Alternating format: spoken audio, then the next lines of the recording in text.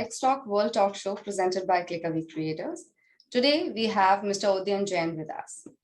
Udayan has counsel practice with focus on civil and commercial litigation and has also carved a niche for himself in the antitrust and competition law practice in the country, and is also regularly engaged in the contentious and high-stakes competition law matters.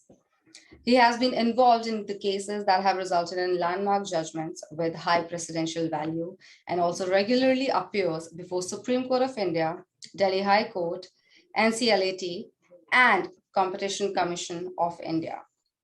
Without any further ado, let me introduce you to the man himself. Hello, Mr. Jain. How are you? Hi, how are you? Thanks.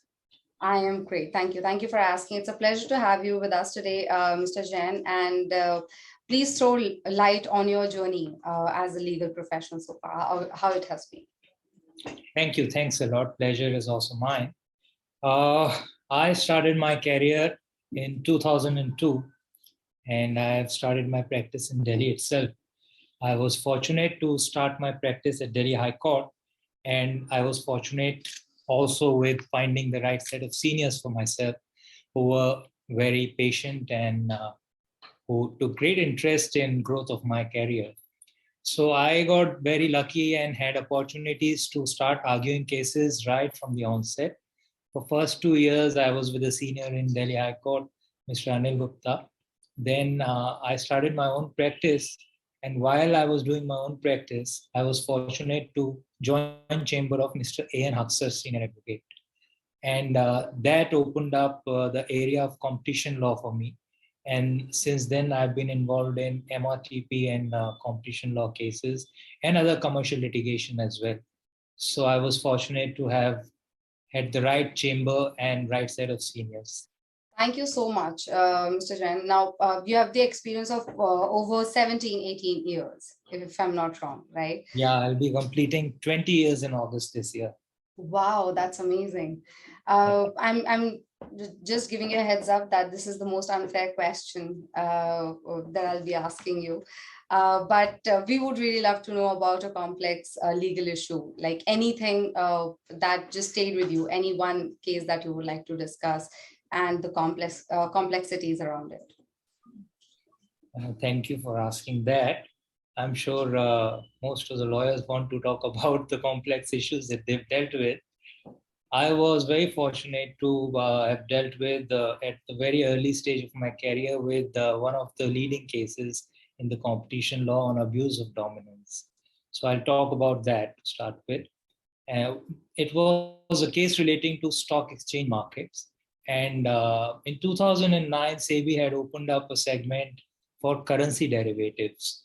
And in that segment, there was a license given to a potentially very competitive player. And there was an existing player with a strong presence and vast resources at its end. And that strong presence and vast resources led to the start of the market with zero pricing. Not just the price for the service of the transactions at the platform were made zero, but other revenue streams were also plugged. And there was a direct impact on competition of that, which was taken before the Competition Commission of India. And the case we presented was that the market, one of the most important aspects of abuse of dominant cases is the correct definition of the market. Because if you define the market correctly and you find dominance in that market of the player against whom you are alleging violation of the law, that obviously leads to a consequence. So we were advancing the argument that the stock exchange services in itself is the market, and the other side advanced the argument that currency derivative is a separate segment in itself. So it was since the first of its kind, and not just in India, and there was no precedent of this nature which was direct on the case across the world. And one of the interesting aspects of competition law is also that there's a lot of interplay of economics, and you have to understand the commerce involved as well. And it helps in setting out the case and convincing the court also for the issues that you advance in that area. So it was obviously there was no precedent. So we ended up doing a lot of economic research, a lot of legal research on first principles across the jurisdictions, and there was a lot of, obviously, stock market is not something you deal with on a daily basis in courts. So a lot of definitions that we set out for very basic approach, and we explained to the court the facts involved and how the market should be the services market, and why a price which is a zero price can also be a predatory price, and it has its impact. It's not a promotional price, it's a long durational business strategy which is adopted to impact the competition. And by the grace of God and with our legal research, etc., we were able to convince CCI for the predation that whichever way you define the market, it's a case of egregious conduct of predatory pricing. Although the CCI did not agree with the market definition, but we were finally able to convince the appellate court about our market definition. So that was one of the most complex cases that you would find even now. The other case, if I can tell you, that I dealt with was first of its kind, was a sham litigation case in India. Sham litigation are cases where dominant players, if they file case not with the eye on the end result of the case, but with an eye on impacting the competition. So that is something very interesting and complex to prove in itself. Then there are deep discounting cases, which you're all aware in the taxi market and the e-commerce that I'm involved in. So those are some of the complex issues. And the approach to complex issue, it is really ironical, is to make things very simple.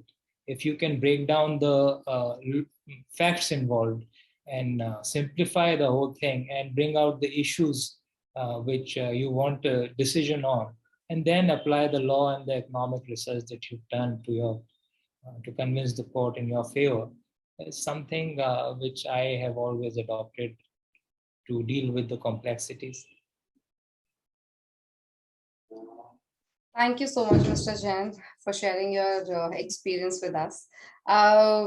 Just wanted to know about this as well, because being almost 2 decades in the legal space, you've seen a lot of changes, right? But these 2 years have been like, it has been a drastic change in the legal space. Of course, we never imagined. So do you think when courts are moving towards more remote proceedings, and like, do you think that this is like a sustainable and like a possible way to increase the access to justice? Well, there is no simple answer to that. I'm sure it's a very hot topic of debate, and you've come across various answers on that. But critical and difficult times throw up different opportunities altogether. And I would say, like demonetization pushed us towards an electronic mode of payment, pandemic has now pushed us towards online mode of court hearings. It has its own set of difficulties. It's not that it doesn't have its own set of difficulties, but I think India as a country, we are ranked second in our internet usage. So it's only natural that we utilize the platform and internet and the technology to the advantage that we can draw out of it. And you see the benefits of it. The benefit of having online hearing is that people sitting across the countries, if they have access to internet, don't have to travel.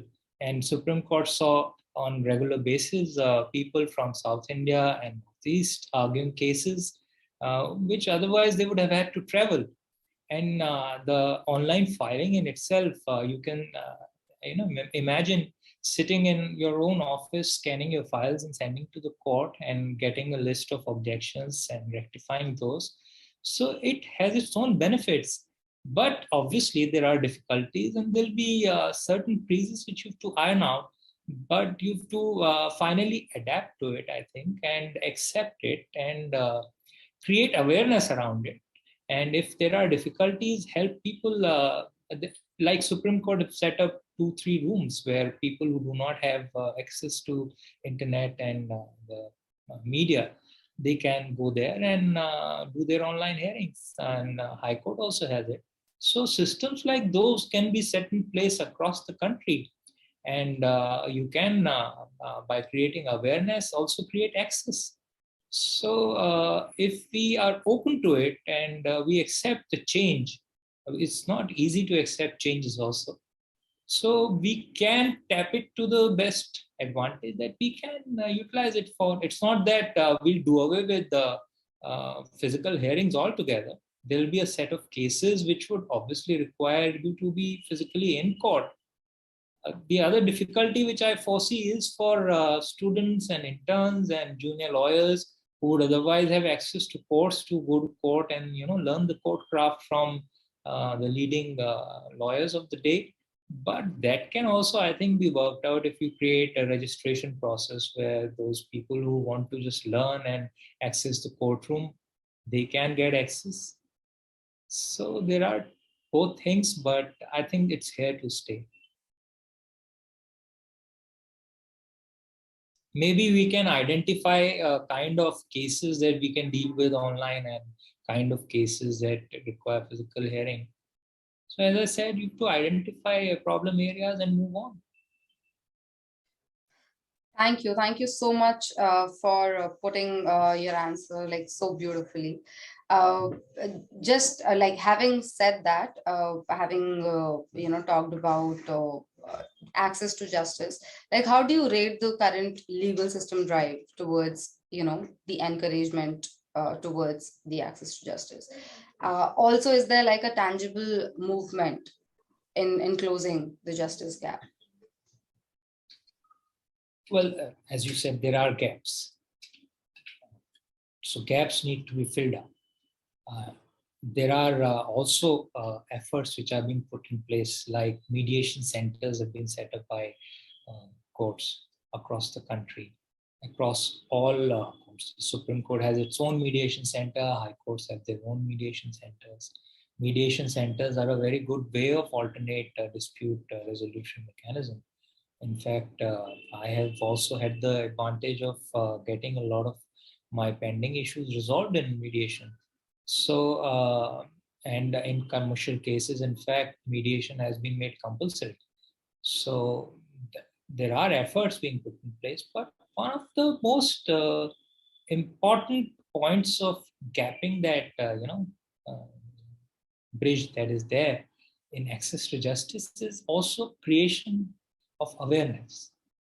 So if people are aware that there are certain rights, and if those rights get violated, you have remedies available, and for remedies available, there are certain codes and modes which you can access. It's important, therefore, to create awareness, and we can all do it at our level. If people around us need to be made aware, we can. Individually, it's our duty to create that awareness. Uh, as a system, obviously, courts and bar associations and bar councils and legal aid centers, they can all get together and do legal clinics in different areas to create awareness about the rights violations and about the way in which justice can be accessed. So the systems are in place, but we have to work with those systems and maybe add on to those to create to bridge the gap. So there is a need for that. Yes. Absolutely. Thank you so much for answering that question, Mr. Jain.